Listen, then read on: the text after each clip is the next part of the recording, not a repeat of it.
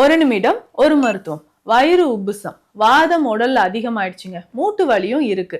இதற்கு என்ன பண்ணலாம்? பூண்டு பால் சாப்பிடலாமா? தாராளமாக சாப்பிடலாம். எப்படி சாப்பிடலான்றத பார்க்கலாம். நான் உங்கள் டாக்டர் நித்யா, சித்த மருத்துவர். பொதுவாகவே பூண்டு பால் எப்படி சாப்பிடலாம், யார் யார் எடுத்துக்கலான்ற ஒரு டவுட் நிறைய பேருக்கு இருக்குங்க. 5-6 பற்கள் பூண்டு எடுத்துக்கோங்க. 1 டம்ளர் பால், 1 டம்ளர் தண்ணீர். ஸோ இதில் பூண்டு பற்களை சேர்த்துருங்க. கொஞ்சமாக இதில் என்ன பண்ண போகிறோம்னா, ஒரு 1/4 டீஸ்பூன் அளவு, அதோட கம்மியாகவே நம்ம ஏலக்காய் பொடி இதில் சேர்த்துடணும். சேர்த்துட்டு கொஞ்சமாக பனங்கற்கண்டு சேர்த்துக்கோங்க. சேர்த்துட்டு இதை நல்லா பாயில் பண்ணிக்கோங்க. பாயில் பண்ணதுக்கப்புறம் இரவு நேரத்தில் இதை குடிக்கலாம். இரவு நேரத்தில் இதை குடித்தா எனக்கு நெஞ்செரிச்சல் வருதுன்னு சொன்னீங்கன்னா, மாலை வேளையில் நீங்கள் இதை தொடர்ந்து குடிச்சிட்டு வரலாம். யாரெல்லாம் குடிக்கலாம் அப்படின்னு கேட்டிங்கன்னா, வயிறு சம்மந்தப்பட்ட பிரச்சனை, வயிறு உப்புசம், புளித்த ஏப்பம் இருக்குது, மூட்டுக்கல்ல வலி இருக்குது அப்படின்னு சொன்னீங்கன்னா, பூண்டு பாலை இந்த மாதிரி நீங்கள் குடிக்கலாம். குழந்தைகளுக்கு கொடுக்கறனாலும் வாரம் ஒரு 2 முறை கொடுத்துட்டு வாங்க. ஒரு வயிறு உப்புசத்துக்குலாம் இது ரொம்ப பெஸ்ட்டாக இருக்கும்.